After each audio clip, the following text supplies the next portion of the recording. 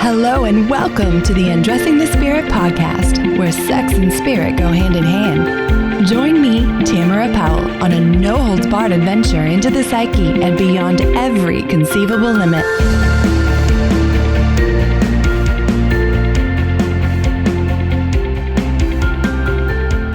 Welcome back to Undressing the Spirit. My guest today is Becky Schoonover, and Becky feels that she serves in many ways. Guys, she's a spiritual breakthrough coach. She's a Tantrika, pleasure coach, energy healer, a channel, an intuitive, experiential alchemist, and modern mystic. Becky considers it her divine calling to create space for women in which to heal and to awaken their sacred power and creativity. She has been a high priestess in many lifetimes, and again in this lifetime is being called to bring a tribe together. And that's where I first was introduced to her. I'm really excited about this. As a modern priestess, Becky guides women through a journey of remembering, of allowing their power to reemerge and to level up their connection to Source, so that we may be part of the evolution on this planet and the evolution of ourselves. Many of us have been together before as a tribe, and once again, we are called together as light in this changing world and a light to each other. As part of her own personal evolution, it has become clear to Becky that one of the most powerful ways to connect with the divine is through pleasure, sensuality, sexuality, and owning our desires. And I personally could not agree more. This isn't all about sex, but it's about becoming who we are meant to be and living our life purpose, awakening our spiritual gifts, and enjoying this beautiful human experience. As her own psychic gifts have increased, her calling has intensified. She is here to serve one-on-one through coaching and healing, the Modern Priestess Group Program, and the Pleasure Chamber Group Program. Welcome, Becky. Thank you. I'm excited to be here. Oh my God, I'm so excited to talk to you. Me too, yes. There's so much good stuff here. How did you end up where you are at now with all of these fantastic titles that you've got, like Spiritual Breakthrough Coach and Tantrika and Pleasure Coach? Oh my God, how did I wind up here? Well, actually, Spiritual Breakthrough Coach, that came through my Akashic records, which is a whole nother conversation. It is, but for people who don't know, give a brief, elevator speech. What is an Akashic record? An Akashic record is basically it's the record of every experience, actually every word that's ever been spoken in our life, this life, and any past life. And it is a way for us to gain insight into what our calling, our purpose, the people that we're meant to serve, the people that we're meant to be in relationship with. All that information is in your Akashic records. Okay, that is so fascinating. I'm familiar with it, but I'm sure some people are like, ooh, how do I find mine? Right. So you help people with that. Well, that's one of the things that I do, yes. But a lot of what I've discovered with the type of coaching I do, the type of priestessing I do, really has been through my own spiritual journey and working with my spirit team, my spirit guides, my ascended masters, angels. That's how I became really aware of my calling. I love it. And for you, that reawakening, empowering, whatever we're calling it, when did that start happening for you? Oh, I feel like in some ways I've always been spiritually searching. Maybe not in this particular way, in this what I call, where everybody's saying woo-woo. Yes. I always have known that I had knowing about other people or that I was receiving messages. I didn't really know what to do with it. I explored sort of a traditional church environment for many, many years. And then really became clear to me that my belief system was something larger than the doctrine of a church. And so it's been a lifelong journey. I would say really, really getting clear and being called in the last 5 years or so. And the last year, it's become really clear to me through messages from my spirit team that I'm meant to do this full time, that's what I'm here for at this part of our journey. So it's been a long road. Yeah, you were mentioning before we even got on the air that you actually served as an educator for a long time. I did. I was a teacher for almost 10 years, a kindergarten teacher, and then was a school administrator. So I've been running schools and had, staff of 50 plus teachers, and just retired last week so that I can do this work full time. So I'm excited. Congratulations. Thank you. Oh, welcome to the dark side. Yes, absolutely. You're going to be forever ruined from working for anyone else ever again. Yes, thank God. Yes. Right? Mm-hmm. Yeah. So what is it that you love helping women with now? I think the first thing that I've fallen in love with the sisterhood that's occurring right now on the planet. I think for so long, women have been against each other in a lot of ways. We've been conditioned that way through the patriarchy, right? Mm-hmm. And I've been feeling that we are turning back towards each other. And this journey of opening to one another, to being vulnerable, to exploring our shadow, to re-exploring our own desires and our own pleasures, which is my work, is something that has just lit me up in a way I could never have dreamed before. That has just been such a gift, in creating my own space with women where we can really come and be real, and then be assholes if we want to be. It's all of it without judgment. And I think that's a new thing for women. We're coming back to it. I think that ancient times, women were more for each other, and we lost it, and now we're coming back to each other. I agree. I think it's happened in select pockets throughout time and space and different cultures, but we have not had it on the whole. Like, certainly not when it comes to sensuality and expression and really embracing who we all are inside and outside the box. No, for sure. Yeah, absolutely. So when you talk about being a modern priestess, what is that like? How did you come to that term? I didn't have a term for it for a long time. I kept trying to think, what the hell am I? How do I describe myself? How do I even identify myself? And as I dove in, I first got really, really interested in and studying first, because I have an academic bent to myself. And then just immersing myself in sort of the goddess exploration. And I have a connection with a lot of goddesses, particularly Kali. Inanna is my first goddess, and she's always around. Her essence is always around me. Kali, Lilith. I have a very close relationship with Mary Magdalene. I actually went through a divine initiation with her last year. And so the goddess exploration led me to a deeper exploration of the fact that I knew that I was not just intuitive, but that I was a mystic, that I was powerful energy healer and ritual creator. And so just as I started to explore that, I also became aware I was an Isis priestess in a former life. And all of a sudden, when I realized that, it made total sense. I'm like, of course, I am a priestess. I've been a priestess many, many, many, many times in many, many ways. And that just really encompasses everything I do, all of who I am, how I live my life, how I experience my own life as a Tantrika, and how I experience pleasure and desire, and the ways that I prioritize my life and how I live it. So it just seemed like that's the title. Now everybody's talking about priestesses, yes, which I think is just a natural evolution for women to come back around to that. For sure. Now, are you in a relationship currently? I'm married, yes. I'm in my second marriage. Yes. And what does he think about being married to this sensual, mystic, alchemist priestess?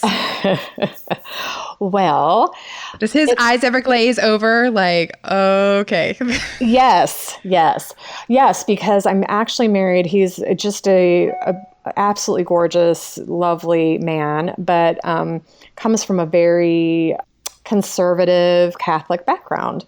Ah. Yes. So he's absolutely opening up to, the other day he said to me something about, the energy around that doesn't feel really good. I said, what did you just say?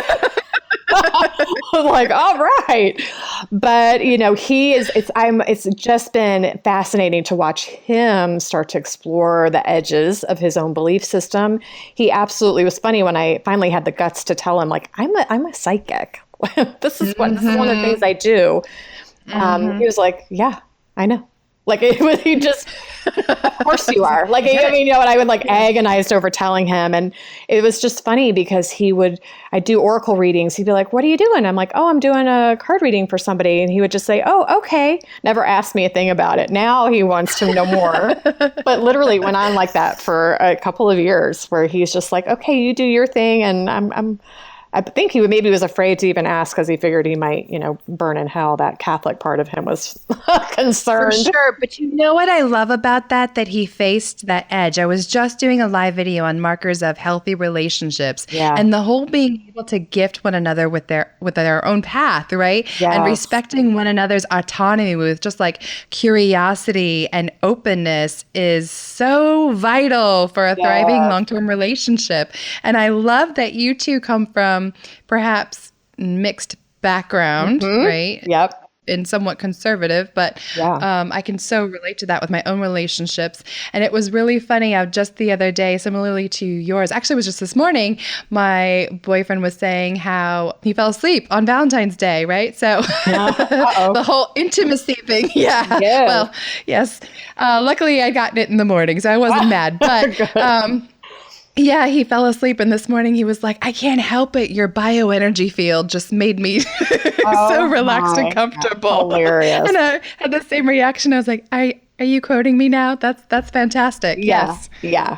It's really been brilliant. I have been endlessly surprised by his openness, and it's been really, really fun. I've got crystals all next to the bed and whatever, and literally they've been there he's like never has asked, and then all of a sudden he's like, well, what is that for? What is that for? So it's really fun. But you're right, it's allowing each other the space without judgment to explore one's own journey, and then also though expressing interest and having interest in it. Yes. Can we please just stay curious about one another, people? Yeah. I mean, hello. Right. Yes. You lose that, everything's downhill from there. Yeah, totally. Yeah. I mean, and this is my second marriage. So my first marriage was 20 years. This marriage has been 5. And I think that's been the consistent thing that I've really understood is, don't get bored. And it's not, it doesn't just happen. You don't just stay interested and curious, right? I mean, it's like anything else. You could sit and not have conversation or not ask questions or not do things with one another. And all of a sudden, the life is really out of the relationship. So I love that you said it doesn't just happen, because it also doesn't just die overnight either. Right. And so statistically, research has shown us, like when it comes to therapy, couples wait freaking 6 years on average from the day that they realize there's probably something off in the relationship that maybe we could have a conversation about before they'll show up in therapy. 6 years. Right. It's so much harder to go back and fix that than if we just on a day-to-day basis go, oh, something feels a little off. Like, this isn't complicated. It's not rocket science. Yeah. And, and then you've kept all these little scores, right? All that time, all those little wounds. And it's harder to come back from that for sure. I agree with you 1,000%. So it sounds like the second relationship, a lot of things are different for you. Yeah, I mean, it's a very different, he's a very different person. My first was my high school sweetheart. We married we had our first child at 18, married at 20, second child at 21. And we still, we're still actually great friends. Our daughter recently graduated from college, and we had a big dinner I had my former husband on my right, my current husband on my left, my 2-year-old baby in my lap, my 2-year-old granddaughter in my husband's lap, my children, my former in-laws, a lot of healing has to take place for that to happen. But it was absolutely gorgeous. My current husband actually said, that's one of the most fun nights we've had in a really long time. And sitting there with my Wow. Yeah. I just got happy chills. You might have to write a book on that. Yeah. The alchemy of a blended relationship. Yeah. Yeah. And it's totally possible. Oh Lord, this is a whole nother podcast to talk about that. Yes.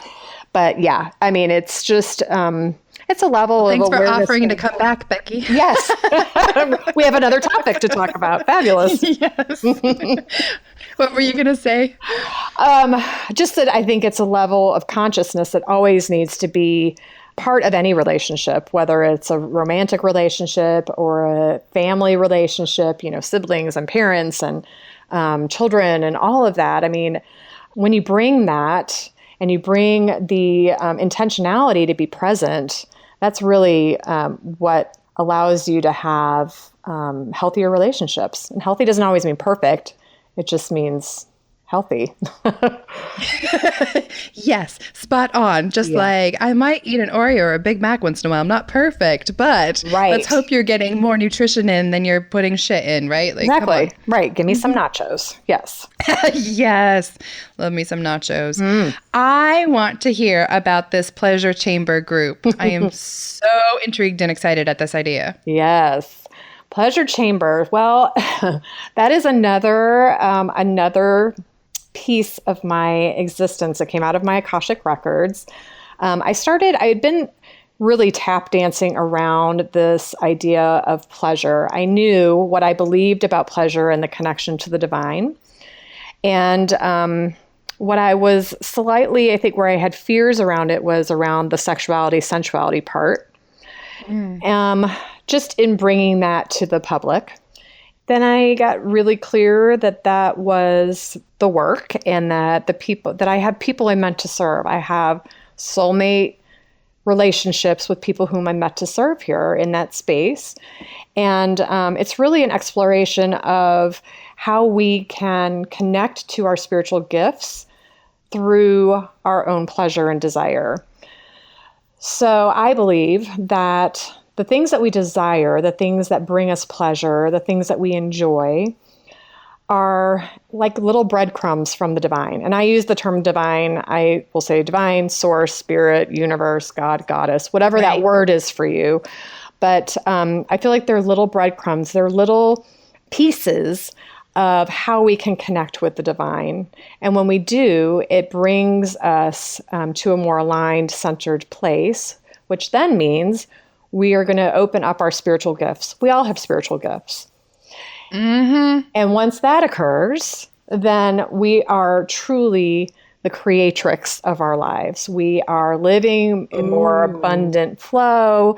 We're creating relationships that are truly fulfilling and sexy and beautiful and purposeful.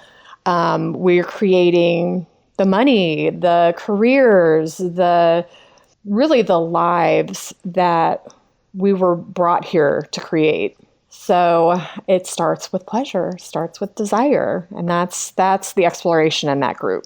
Oh my God. I have happy chills head to toe. I call those my spirit bumps. Like, yeah. Creatrix? Are you kidding me? That word alone is magical. Yeah. And because I do often talk to people about how it's a conscious co-creation with spirit, universe, whatever you want to say. Like, it's okay to be inspired and sit and do your manifestation practices, but you have to take action. And when you say creatrix, I'm like, yes. Right. We have hands and feet and brains and all of it for a reason. And that's because we're meant to take action.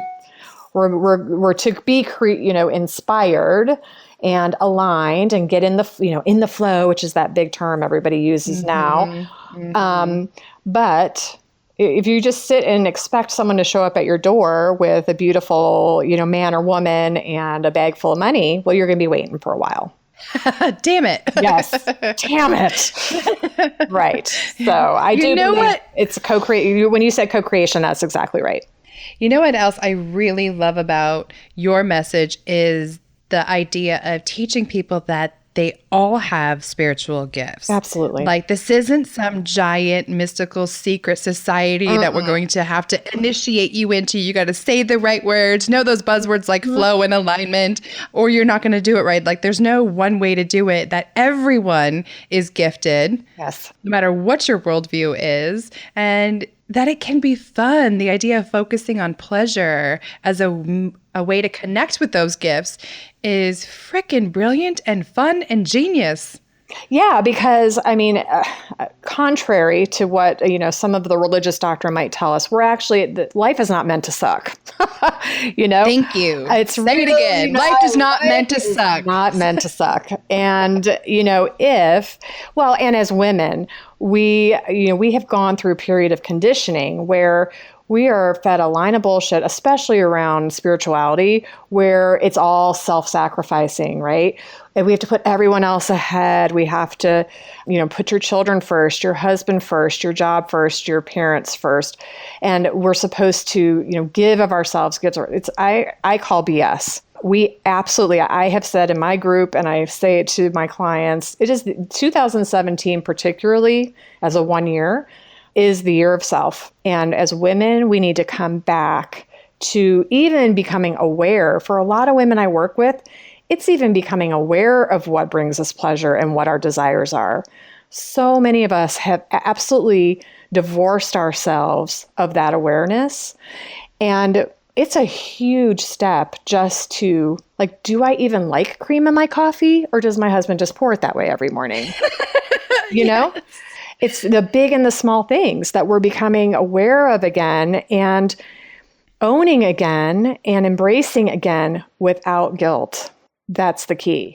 You're so right. I remember working with one client where we had to start with the simplest basics. Like you mentioned, like cream in your coffee. For her, it was even like, what clothes are you putting on? Mm-hmm. Like, are you going to work just wearing what you feel like others would want you to be in? Do you enjoy the way you feel in those clothes? I laugh because Ashley Greer talks about how she used to wear sweater sets. And I'm like, I can't imagine Ashley Greer in a sweater set, but it's exactly, we create a persona, right? Everybody talks about the mask. We have an identity that actually has nothing to do with us. And it's learning to acknowledge that first, and then even becoming aware of who we are and what we desire, what we enjoy, and then being willing to speak into that and live it without the guilt. Yes. Live it without the guilt. Mm-hmm. Can you talk more about that? Because that's something that women consistently online and in my office all struggle with that. Where are we getting this guilt and where the hell do we get rid of it? Yeah, I think, I hate to keep talking about the patriarchy, or society, if but it's there. Yeah, I do believe that there, as a collective, there has been unconscious messages sent to us that are creating this feeling of guilt, meaning I shouldn't be first. I shouldn't want this thing or this feeling or this experience because I'm a mother, I'm a wife, I'm a sister, I'm a daughter, whatever. Mm-hmm. And I think the way to clear it is, first of all, it's awareness. And then I think that honestly, I'd love to say take a pill and you're all better, but this is a journey of self-discovery. It is a journey into the self. It's like peeling away the layers, figuring out oh my God, I hate fucking sweater sets. Okay, well, What do I want to wear instead? What feels good? And then what do I do with it when the people around me don't love that? What if my husband's like, what are you wearing? Why are you not wearing your sweater set? Are you going to feel strong and confident in saying, yeah, well, I love this. This is what I feel good in. Or are you going to step back into that role that you have been given by somebody else?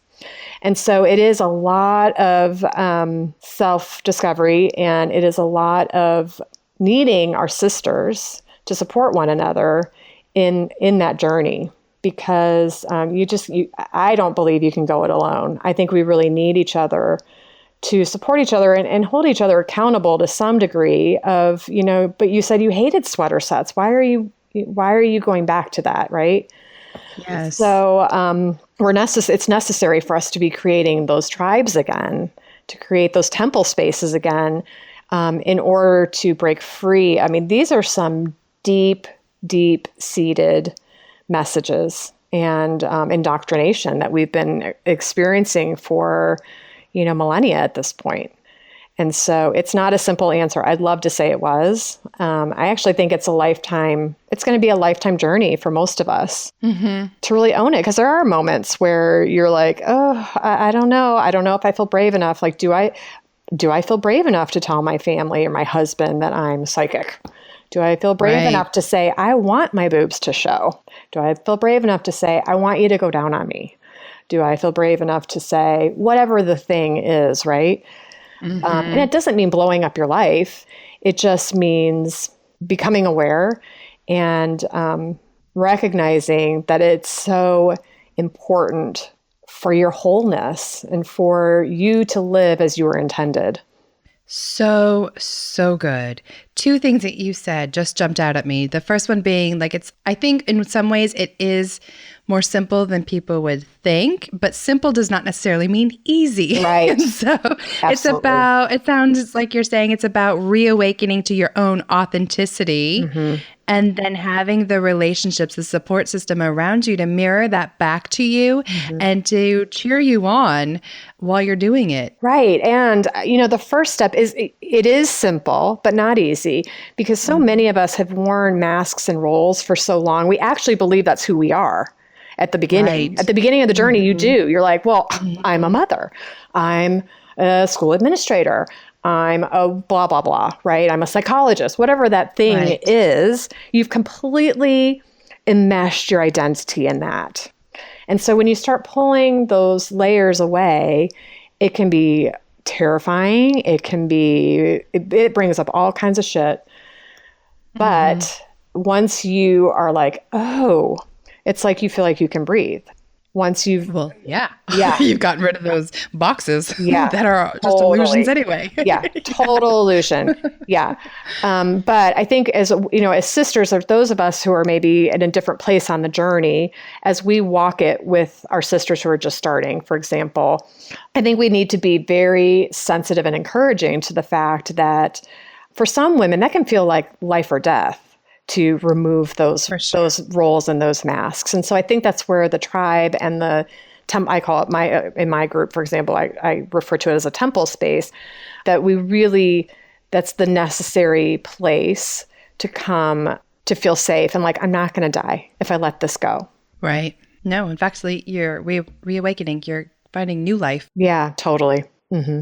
More about shedding layers than it is about dying. Yes. Yeah. So let's take this one step further with the whole sensuality piece. Reminds me of the book Pussy by Regina Thomas Howard. Did you read that one? I did. Oh. You should see my clients' faces when I recommend that one. Yeah. Like most of us are not going to take it to the extent that she does. Like I certainly don't walk around with my hand on my pussy asking, what it wants today. Right. But although, I mean, it's a fun exercise to get you out of your head if you need to, brushing up with like the lighter side of life. It could be good. Some of us do tend to take life too seriously. That'll shock you. Yes. But what I love about her message that I'm hearing come through in yours is that there is a way to focus on what is it that I want and what is it that I desire? And that has a very transcendent quality to it in connecting to something outside of me as well. Mm-hmm. Yeah, I think, right. I mean, and she is quite shocking. And so first, and I, with my clients, not the place I usually start because it does feel a little like, I can't do that, remembering that sensuality doesn't automatically mean sexuality, right?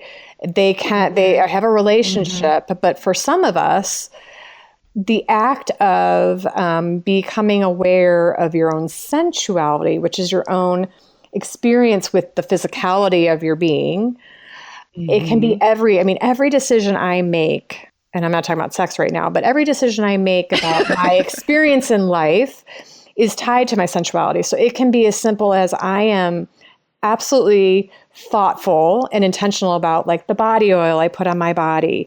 When I wake up and I take a shower, I get out of the shower and I tell this is a thing in my group. Everybody knows we go to the mirror, we stay naked, we go to the mirror and we say, I love you, right? Look right in our eyes. Took me weeks and weeks and weeks to be able to do it without looking away. Mm-hmm. Oh, wow. And, the sheets, I don't bullshit. Like, I have the sheets that I love. My home, I consider an extension of myself and that sensual experience. I create a beautiful, nourishing, sensual, and yes, sexy place for my being to experience life. So it's all, I keep saying, it's all the big and little ways. And yet, those acts of self-awareness and of self-love, where it's like, I love this particular body oil and I don't give a shit that it's $50 a bottle. Right. Is an act of affirmation to yourself. It just is. And then you take the next step and the next step. And the next step might be, I am not satisfied in my sex life, whatever. What is it that's going to bring me pleasure? And for a lot of women, they don't know. Again, here comes the exploration, right? So then here comes the pussy book. I mean, whatever. Whatever you need. Yeah, it is, again, I talk about sovereign sexuality, which is just another word for, masturbation or, exploring your own self. Especially if you have never been orgasmic, that's a whole nother thing you're going to have to get figured out in order to have that kind of relationship that consistently brings you pleasure. I love that. Another great euphemism courtesy of Becky Schoonover. Sovereign sexuality is masturbation, folks. Yeah.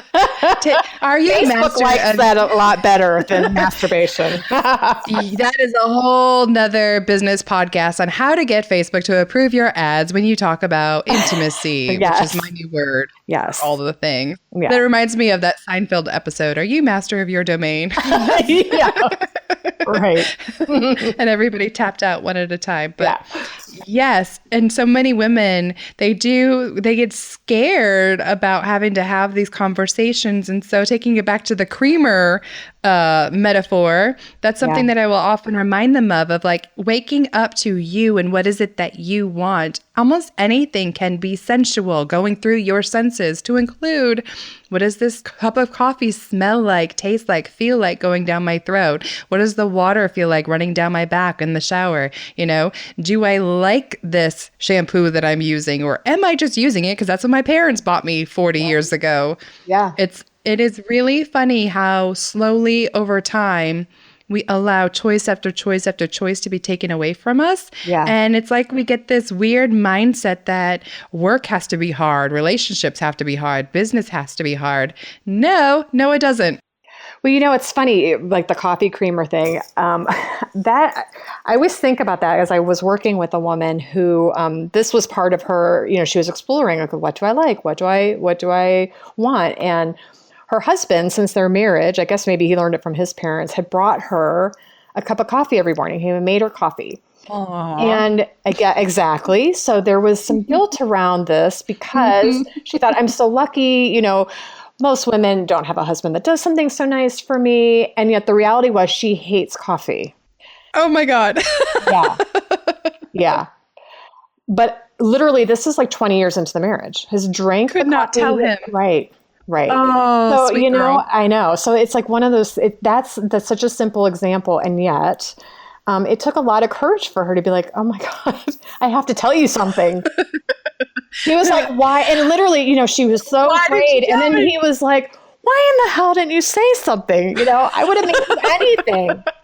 It was like this whole, tea or kombucha, but no. Right. Yeah. And isn't that interesting how we tend to put a response on somebody? Now, I had what I believed would be a response from my husband when I said, I'm psychic. Like all this stuff I'm doing is because I'm intuitive and I'm blah, blah, blah. And I had this whole big story in my mind as to what this conversation was going to be like. And he was like, well, yeah, I know.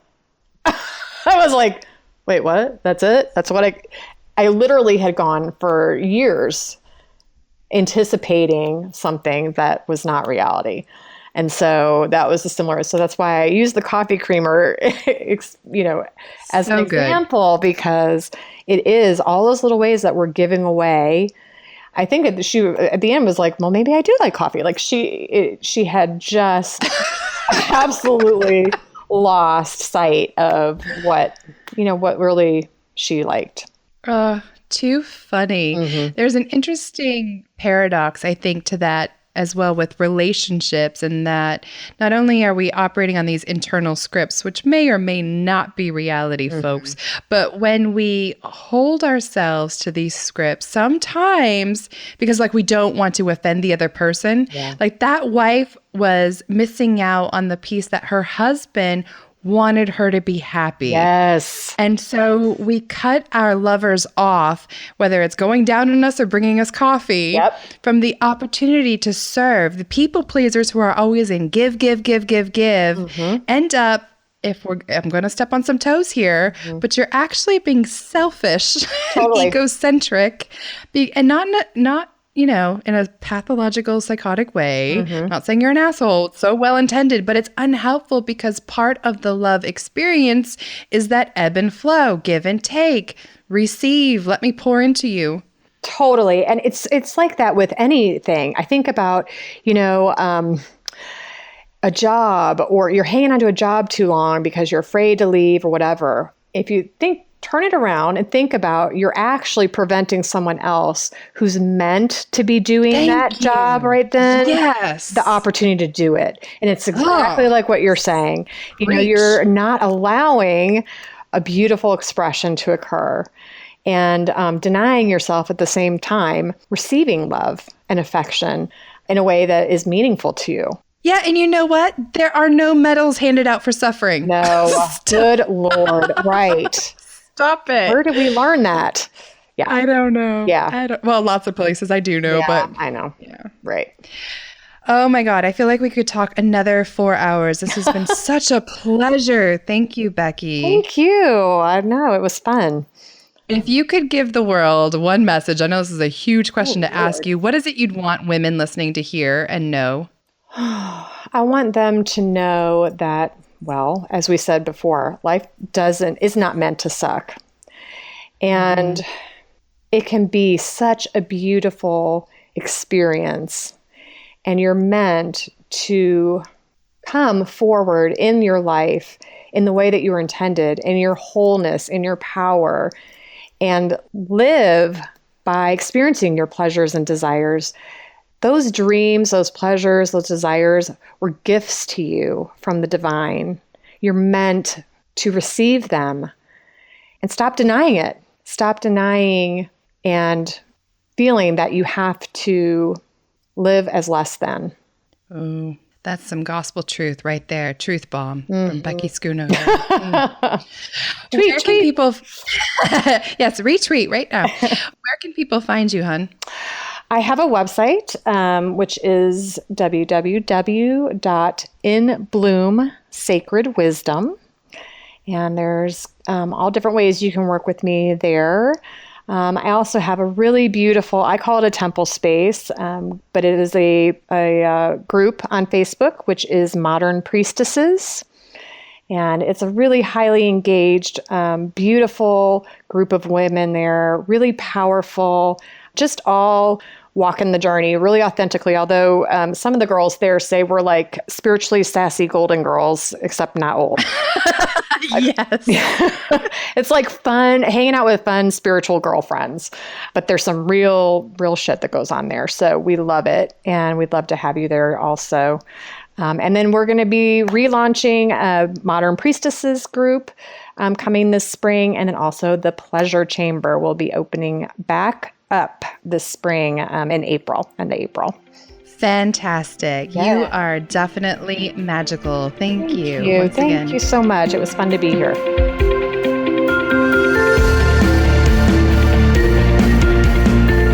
Thanks for listening to the Undressing the Spirit podcast. I pray you found some inspiration and titillation today. As always, I am forever grateful for 5-star reviews, comments, and subscriptions on iTunes and anywhere else you may be listening to this broadcast. Please note the information provided is not meant to convey professional, psychological, or medical advice. If you could use such services, I highly recommend seeking them out from someone you trust. To get in touch with me personally, please check out ariatherapy.com or talesfromatrapezoid.com. Until next time, everyone.